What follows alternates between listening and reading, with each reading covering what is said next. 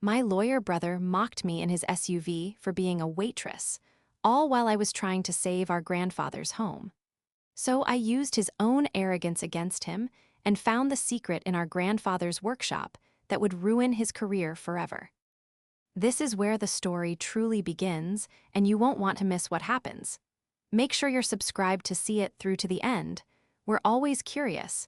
Where in the world are you all watching from today? Let us know in the comments. The smell of stale coffee and frying bacon was permanently etched into my uniform. At 26, my life had become a repeating loop of double shifts, aching feet, and the constant, dull hum of the industrial dishwasher at the diner. My name is Alina, and for the last 4 years, I'd been pouring every ounce of myself into keeping my grandfather's head above water. It was a Tuesday, the worst day. The lunch rush had been brutal, and I was on hour 10 of a 14-hour day. I was hiding in the back alley, leaning against the grimy brick wall, just trying to get 5 minutes of air that didn't smell like grease. My feet throbbed in my supposedly sensible shoes, and I had a tension headache pulsing behind my right eye. I'd given up my dreams of art school, my social life, and any chance of a future to pay for Arthur's, my grandfather's, rising medical bills, and the mortgage on his old, crumbling house. I pulled out my phone, wincing at the cracked screen, a single missed call from Arthur. My stomach tightened. He knew I was at work. He never called during a shift unless it was an emergency. I hit redial, pressing the phone to my ear. Lena, his voice was thin, papery. I could hear the fear in it, and it made my own breath catch. Granddad, what's wrong? Are you okay? They posted it, Lena. He paused, and I heard a shaky sigh. The bank. They posted the notice on the front door, the red one. It's a final notice. We have 30 days. The air punched out of my lungs. 30 days. We were so far behind I didn't know which way was up, but I always thought I could pull us back. I thought one more double shift, one more week of eating nothing but oatmeal, would be enough. I had been wrong. Okay, I said, trying to force strength into my voice. Okay, Arthur, don't you worry, I'll handle it. I'll call Marcus. He'll know what to do. I don't want to bother him, Lena. He's so busy. He's family, I said, cutting him off, though the words tasted like ash. I'll call him right now. You just rest. I'll be home as soon as my shift ends. I hung up, my hands trembling. Marcus, my older brother, the golden boy, the one who had escaped our humble beginnings, gone to law school on scholarships and a significant chunk of Arthur's savings, and never looked back. He was a corporate lawyer now, all sharp suits and a sharper attitude. I dialed his number. It went to voicemail. I tried his office. His secretary, a woman with a voice as cold as a filing cabinet, put me on hold for 5 minutes before telling me Mr. Marcus was in conference. It's an emergency, I pleaded. It's about our grandfather. He will be notified of your call, she said, and the line clicked dead. I was about to throw my phone against the brick wall when I heard the low, arrogant rumble of an engine. I turned. A glossy black SUV, so clean it reflected the grim alley back at me, had pulled up to the curb. The tinted window glided down. There was Marcus. He was wearing a silvery gray suit that probably cost more than my car, a Bluetooth earpiece in one ear, and a $10 latte in his hand. He looked at me, his gaze traveling from my frazzled hair, down my stained apron, to my worn-out shoes. A slow, pitying smirk spread across his face. Still playing dress-up, Alina? He asked, his voice dripping with condescension. Tough shift slinging hash. The rage that surged through me was so hot it almost made me dizzy. Granddad called. The bank posted a final foreclosure notice, Marcus. He has 30 days. Marcus sighed, an exaggerated, impatient sound. He took a sip of his latte. Alina, we've been over this. I told you, Granddad needs to sell. It's a collapsing pile of boards in a dead-end neighborhood. It's an anchor, not an asset. It's his home, I choked out. It's the only thing he has left, the workshop. The workshop, he scoffed, is a fire hazard. Look, I'm busy. I'm on my way to a client meeting, a real meeting. He gestured vaguely. I've actually got a developer, a client of my firm, who might be interested in the land. They'd clear the lien as a favor to me. It's the only clean break he's going to get. Stop trying to save him with your tip money. It's embarrassing." "Embarrassing?" I whispered, the word sharp as a shard of glass. "I'm working 14 hours a day to keep him fed, to pay for his medication, while you drive by and mock me." "I'm a realist, Alina. Some of us have real jobs. Some of us moved on." He held up a finger, his earpiece blinking. "My call's coming through. Tell Arthur to be logical. I'll try to swing by this weekend and get him to sign the papers." He didn't even say goodbye. The window slid up, sealing him in his air-conditioned, leather-scented world. He pulled away from the curb, not looking back. I stood there, shaking, the smell of his expensive cologne hanging in the air, mixing with the garbage from the dumpster. In that moment, the foreclosure wasn't the worst part. The betrayal from my own brother was. My shift ended at 10 p.m. Every order I took, every plate I carried, every fake smile I gave to a rude customer felt heavier, more impossible. The entire time, my brother's words echoed in my head. "It's embarrassing." A collapsing pile of boards. "Some of us have real jobs." When I finally pulled my beat-up sedan into Arthur's driveway, the house looked dark, save for a single, warm light in the kitchen. It wasn't a pile of boards. It was the house my father grew up in. It was the house where my grandmother taught me to bake before she passed. The porch swing was where Arthur taught me to read, and the workshop in the back, that was his sanctuary. It was a masterpiece of organized chaos, smelling of sawdust, varnish, and a lifetime of hard work. I walked in, my joints screaming in protest. Arthur was at the kitchen table, his head in his hands. The red notice was spread out in front of him. At 78, he looked impossibly small, swallowed up by his old flannel robe. "Lena," he said, looking up, his eyes were red-rimmed. "I'm so sorry, child. I've become a burden to you." "Don't you ever say that," I said, rushing over to him. I knelt by his chair and took his hand. It was rough as sandpaper, the knuckles swollen with arthritis, but it was the strongest hand I'd ever known. "You are not a burden. You are my family." "Marcus called," he said quietly. My stomach clenched. What did he say?" He said he had a solution, a development company. He said they would pay off the bank and I'd have to move. He said it was the only way. He sounded so angry, Lena, like I'd done something to offend him. "He's just stressed, Granddad," I lied, rubbing his hand. "He's corporate, he doesn't understand." "He used to understand," Arthur murmured, looking past me toward the workshop. "He used to love the smell of cedar. He built a little birdhouse, right in there, painted it bright blue." The image of my arrogant brother as a child, splattered with blue paint, felt like a story from another life. "I know," I said softly. I got him to bed, promising him I would sort everything out in the morning. But as I sat alone at that kitchen table, the silence of the old house pressing in, I felt a cold, creeping dread. I decided to call Marcus one more time. No anger, no accusations, just a sister to a brother, appealing to the memory of that little boy with the blue birdhouse. I dialed, he picked up on the third ring. "Elena, it's almost 11. "I know, I just put Granddad to bed. He's devastated, Marcus, he's terrified." "He's being dramatic," Marcus snapped. "It's a business transaction." "It's his life. You said your client, this developer. Why are they so interested in this neighborhood? It's not exactly booming." There was a pause. For a second, his corporate armor seemed to crack. It's about potential, Elena. Future zoning. You wouldn't understand the legalities. My firm is handling the acquisition. They're prepared to make a cash offer below market value just to clear the lien. It's the only way. Stop waitressing and start thinking logically. Stop being so emotional." "Emotional? I'm the one here, holding his hand while he cries himself to sleep. Where are you, Marcus?" "I'm in the real world," he shot back.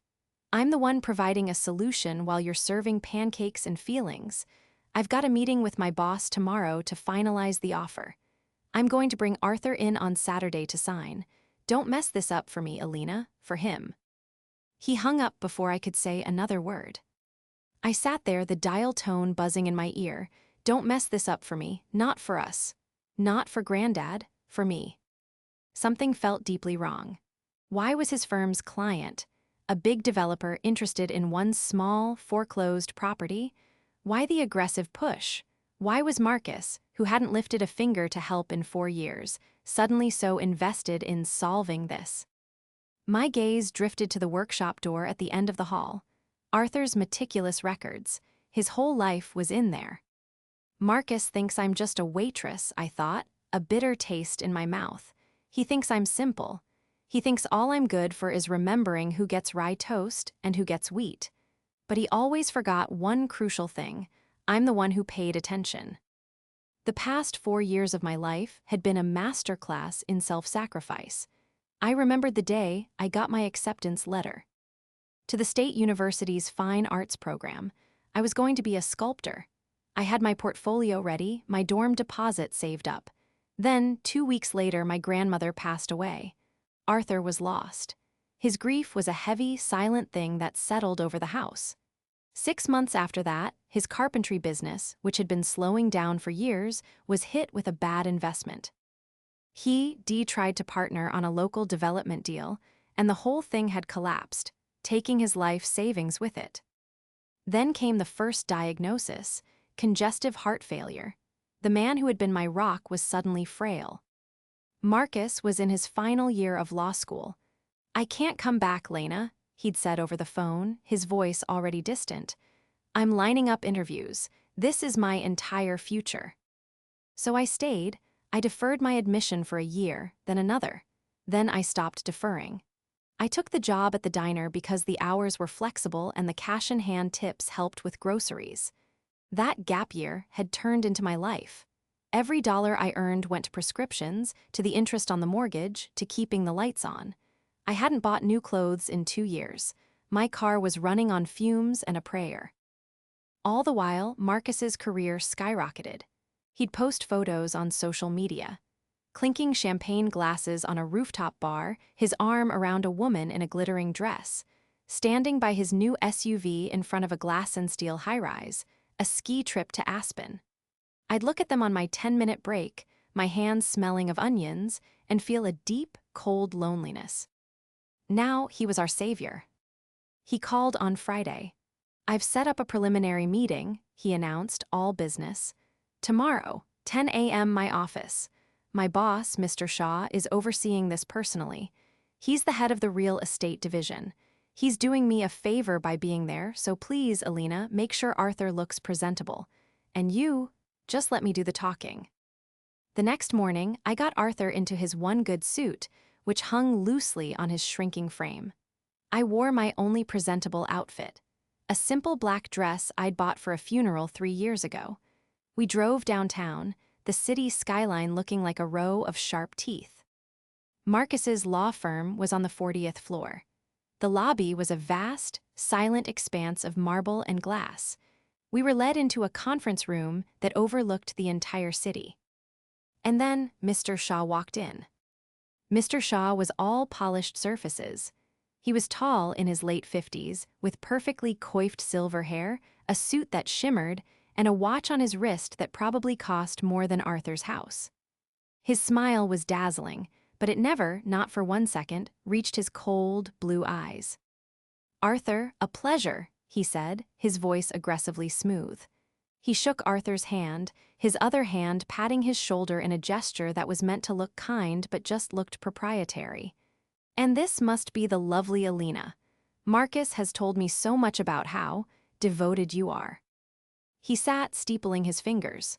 Marcus sat beside him, a mirror image of fawning agreement, a high-priced bobblehead.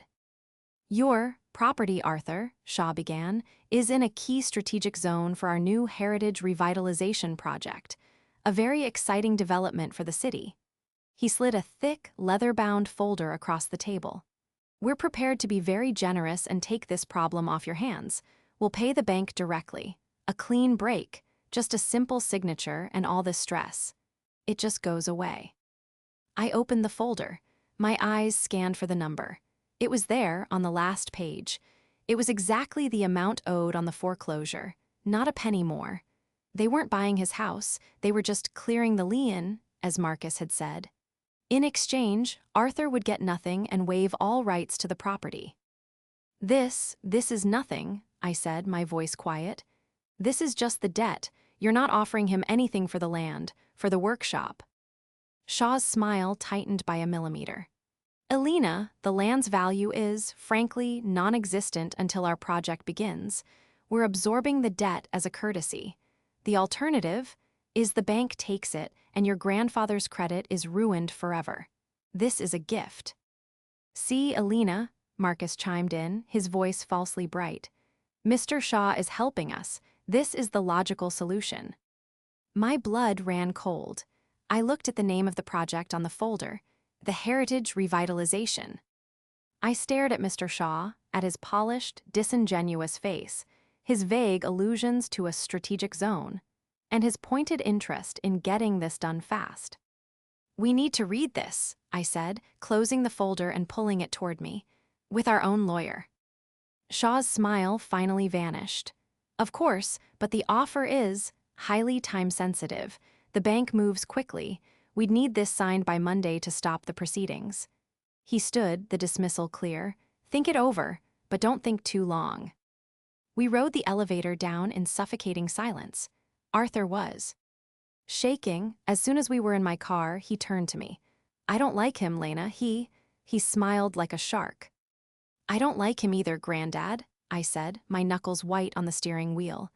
As I drove, I replayed the meeting, the pressure, the insultingly low offer, the way Marcus had sat there, nodding, the Heritage Revitalization. Why did that name sound so familiar? Back at the house, Arthur went to lie down, the stress of the meeting having exhausted him. I sat at the kitchen table, the slick, expensive folder in front of me. I opened it again. I read the legal essay. Tucked deep in the jargon was the clause. Hereby waives all past, present, and future claims, disputes, or litigations against Shaw's firm or any of its partners and subsidiaries. This wasn't just a sales agreement. It was a gag order. This was the turning point. The passive, tired waitress was gone. In her place was a woman fueled by a cold, precise rage. I was not going to let them bully this good man out of his home. I went to the workshop. The air was still and thick with the scent of pine, cedar, and old motor oil. Marcus hadn't set foot in here in at least a decade, calling it a dusty relic. But to me, it was a library of my grandfather's life. His tools hung in perfect order. His blueprints were rolled and filed, and in the corner on an old metal desk was his business cabinet. I wasn't sure what I was looking for. I just started digging, needing to find anything that could help us, anything that could explain why Arthur was in this mess to begin with. I pulled out a heavy, dust-covered business ledger. I blew the dust off the cover and opened it. Arthur's handwriting, meticulous and strong, filled the pages. Years of projects, costs, profits. I flipped through the pages, going back 10 years, 15. And then I stopped. A section from 15 years ago, the header read, Heritage Partnership Investment. My heart stopped. I read the page, and the next, and the next. It wasn't just a bad investment, as he'd always called it. It was a formal partnership. Arthur and 2 other local craftsmen had pooled their resources. Arthur hadn't just put in his life savings, he had put up a small, undeveloped plot of land he owned on the other side of town as his share of the capital. The partnership was called Heritage Partners, LLC. They were going to build a high-end, custom-built housing development. The ledger contained the original agreement, and stapled to the back page was the business card of the managing partner. My blood turned to ice. The name on the card was A. Shaw. Tucked inside the ledger was a set of folded, yellowing blueprints. It was their project.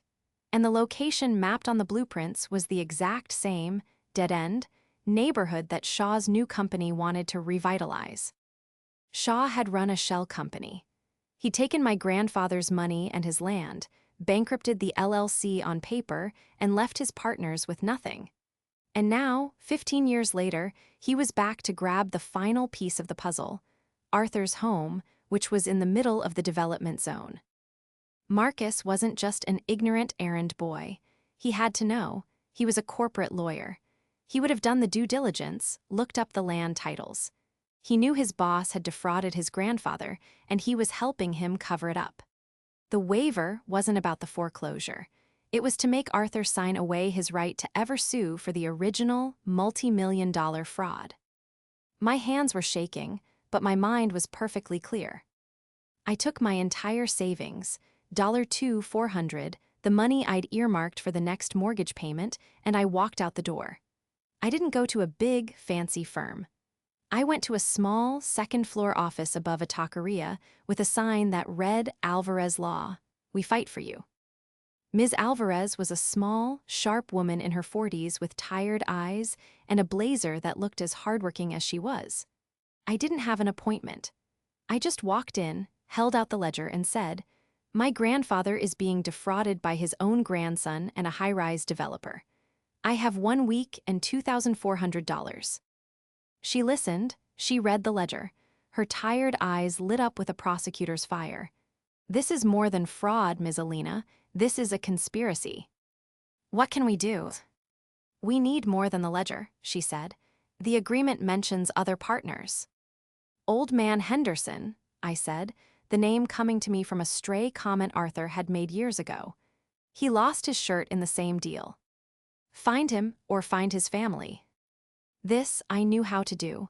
I went to the diner, not as a waitress but as an investigator. I asked my regulars, the old-timers who had lived in this neighborhood their whole lives. "Do you remember a carpenter named Henderson?" "Sure," said Sal, a retired mailman. "Jim Henderson died a few years back.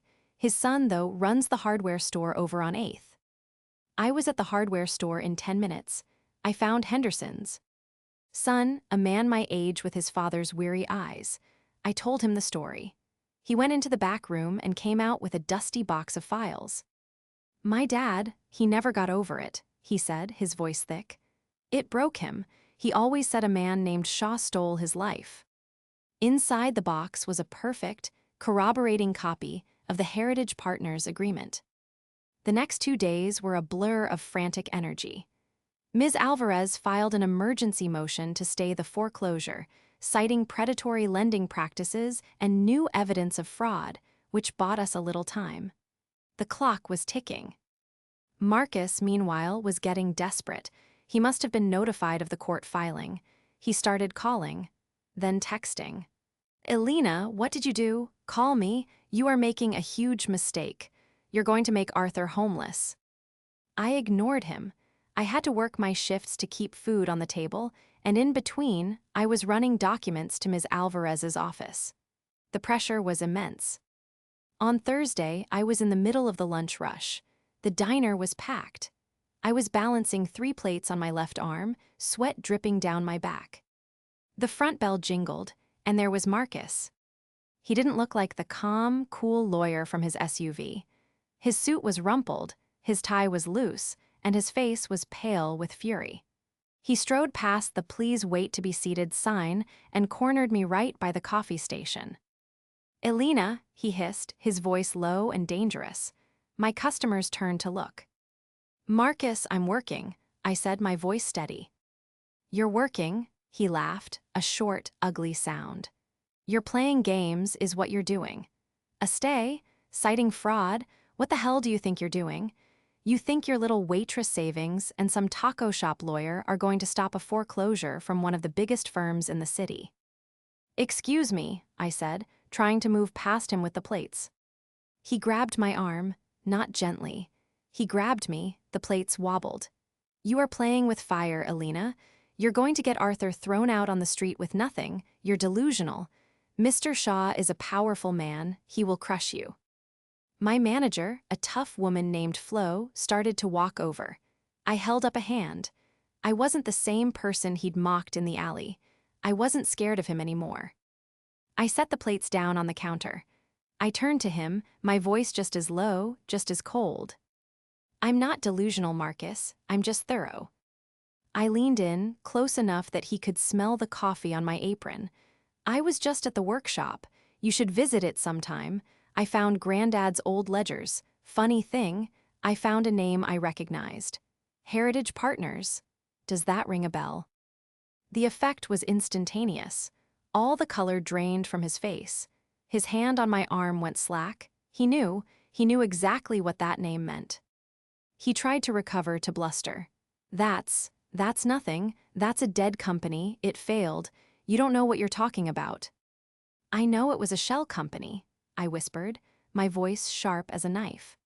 I know Mr. Shaw stole Arthur's land and his life savings, and I know you've been trying to get him to sign a waiver to bury it forever. You can't prove. I can, I interrupted. I found Mr. Henderson's son. He has his father's files, Marcus, a perfect match. He stared at me, his mouth opening and closing.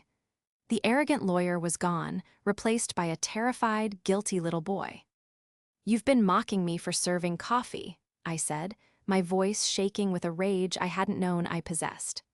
All this time, you've been looking down on me, while you've been serving a criminal. You've been helping him steal from your own family.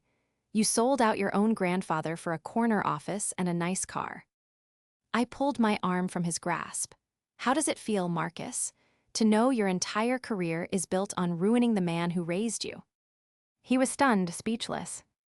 I've hired a lawyer, a real one, will be in touch. I picked up my plates, turned my back on him, and walked away.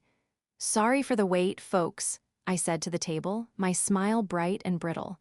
Who had the club sandwich? I left him standing there by the coffee machine, his corporate mask completely shattered. Marcus was spiraling, and he was getting sloppy. The confrontation at the diner had terrified him, not because he felt guilty, but because he was about to get caught. His next move was one of pure, pathetic desperation. He came to the house. I wasn't there, I was at the diner. He went to Arthur alone. He changed his tactic from bullying to fake concern. I got the story from Arthur later, who was, by this point, beginning to see his grandson with heartbreaking clarity. Marcus had shown up, not in his suit, but in jeans and a sweater, trying to look like the boy he used to be. He was full of apologies and crocodile tears. Granddad, he'd said, his voice thick with false emotion. I looked into it like Alina said. She's right, Shaw's past it's complicated, but he'll ruin us. He's a monster. He'll countersue for defamation. He'll drag you through the courts for years. You'll die of the stress, and the bank will take the house anyway. He was trying to scare him, to manipulate him with his own failing health. Please, Granddad, he begged, I've convinced Mr. Shaw to up the offer, a new one. He'll give you $10,000. Cash, just sign this new agreement. Please, Lena's in over her head. She'll destroy my career. She'll make us all homeless. He was trying to isolate Arthur, to turn him against me, to use his love for me as a weapon. But Marcus didn't know what Ms. Alvarez and I had been doing. While he was panicking, we had been building the case. Ms. Alvarez, it turned out, was a bulldog. She'd used my $2,400 as a retainer and had already done $10,000 worth of work, saying, I'll get it back from them. She hadn't just found the Henderson files. She'd uncovered the full, shocking history. Shaw had a pattern. Heritage Partners had defrauded 3 local craftsmen, not just 2. He'd bankrupted the shell company, but he hadn't just let the assets go. Ms. Alvarez found the smoking gun, a public filing for an asset transfer. The day after Heritage Partners LLC was dissolved, its primary asset, the combined land from Arthur and the other victims, was transferred for $1 to a new company. A company registered in Delaware. A company that, after digging through 3 more layers of shell corporations, was owned by Shaw's current development firm. He hadn't just failed at a business. He had actively, methodically, and illegally stolen their land and laundered it through his own corporate structure. He'd been sitting on it for 15 years, waiting for the market to turn. Arthur's house was the last piece of the puzzle, the one parcel he couldn't acquire, which he needed to build his massive, luxury condo development. Ms. Alvarez had a sworn affidavit from Mr. Henderson's son and was now in touch with the 3rd victim's family. The waiver wasn't just to stop a lawsuit, it was to complete a multi-million-dollar heist. I came home from my shift early, a sense of dread pooling in my stomach. I saw Marcus's SUV in the driveway. I walked in and Ms. Alvarez was right behind me. I had called her. It was a setup. We found them at the kitchen table. Marcus was there, holding a pen out to Arthur. The new, generous contract was on the table. Arthur looked exhausted, confused, and torn. "Granddad, please," Marcus was saying. "Just sign it. Alina is being emotional. This is the only way." "He's right, Granddad," I said. My voice was like ice cutting through the room. Marcus's head snapped up. His face went white when he saw Ms. Alvarez behind me, holding a briefcase. "I am emotional," I said, walking to the table. "I'm furious." Ms. Alvarez laid the first document on the table. "This," she said, "is the affidavit from Mr. Henderson's son, attesting to the fraud." She laid down the second. "And this is the asset transfer document, the one that proves Mr. Shaw stole your land, Mr. Arthur.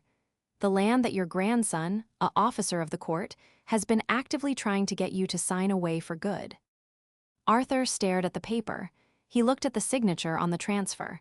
He looked at Marcus's desperate, guilty face. The confusion in my grandfather's eyes, the fog of age and stress, vanished. It was replaced by a cold, devastating clarity. He finally saw his grandson for exactly who he was. His voice was a low, terrible whisper. You knew all this time, you knew." I was trying to protect. Marcus stammered, his hand shaking.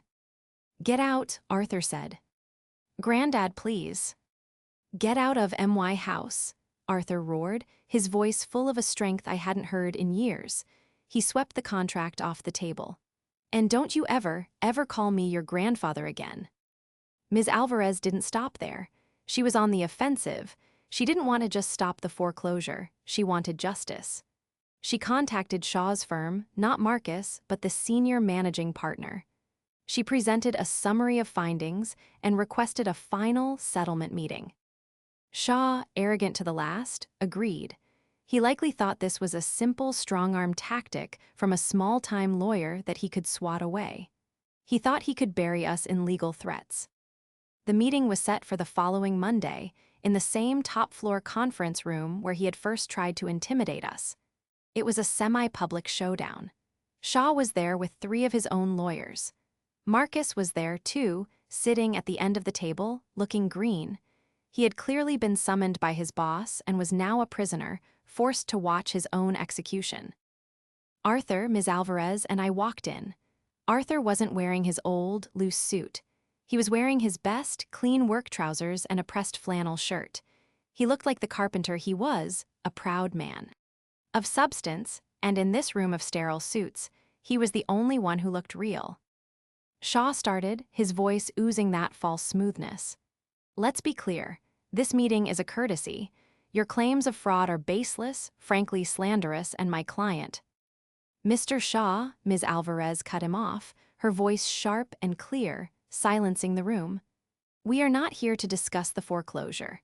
That's a moot point, as your bank has already been notified of our intent to sue. We are here to discuss Heritage Partners, LLC." Shaw's practiced smile froze. He paled, just as Marcus had in the diner. He looked at his lawyers, who looked back at him, confused. This was my moment. I was no longer a waitress. I was no longer scared.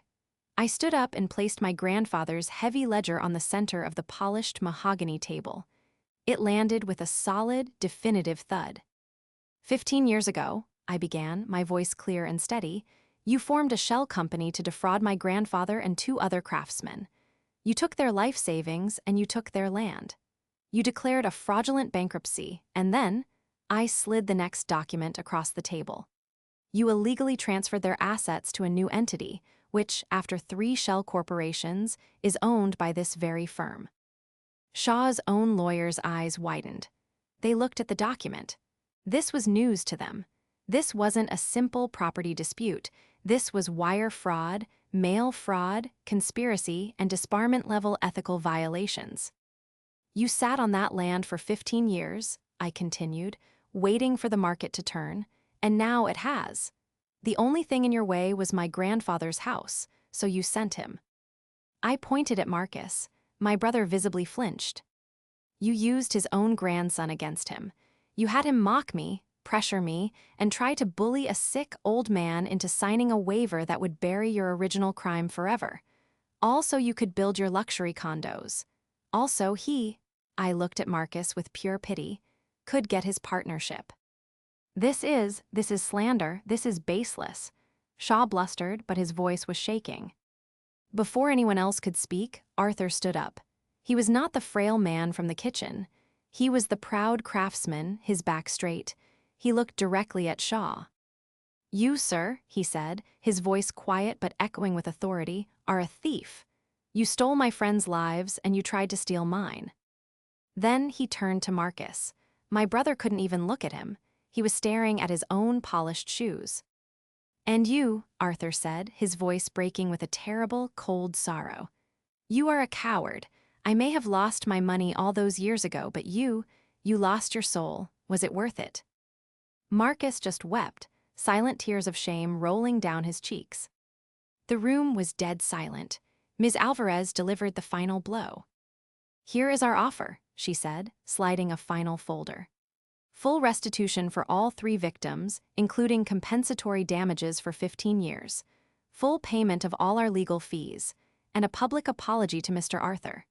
You have until 5 o'clock today to sign it, or these documents, including the ledger, the affidavits, and this entire report on your firm's conspiracy, go to the district attorney and the State Bar Association. Shaw looked at his lawyers. Their faces were grim. They knew they were beaten. One of them immediately whispered, Mr. Shaw, we need to talk. Alone, now. They scrambled out of the room. Marcus was left sitting at the table, all alone, his career, his suit, and his entire life in ruins. The downfall was swift.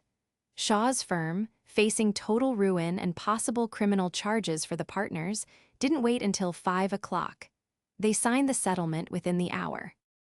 Mr. Shaw was fired. We learned later he was under federal investigation for fraud.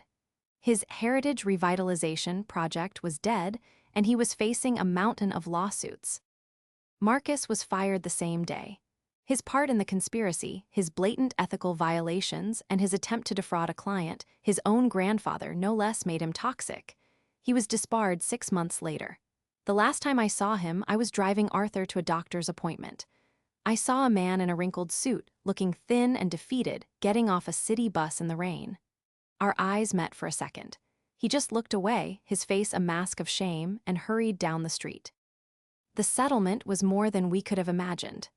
Ms. Alvarez made sure of it. It not only paid off the house, but it returned, with interest and damages, every penny Shaw had stolen from Arthur, Mr. Henderson's family, and the 3rd victim. Our lives changed overnight, but more importantly, the weight that had been crushing us was gone. A few weeks later, I was in the workshop with Arthur.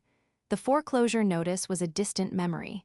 The air was clean, smelling of fresh-cut sawdust for the first time in years. Arthur was sitting at his workbench, not frail, not scared, but focused. He was holding a pencil, sketching on a fresh piece of graph paper. He reached over and took my hand. His was still rough, but it was steady. You saved me, Lena. You always did. Your grandmother. She would be so proud.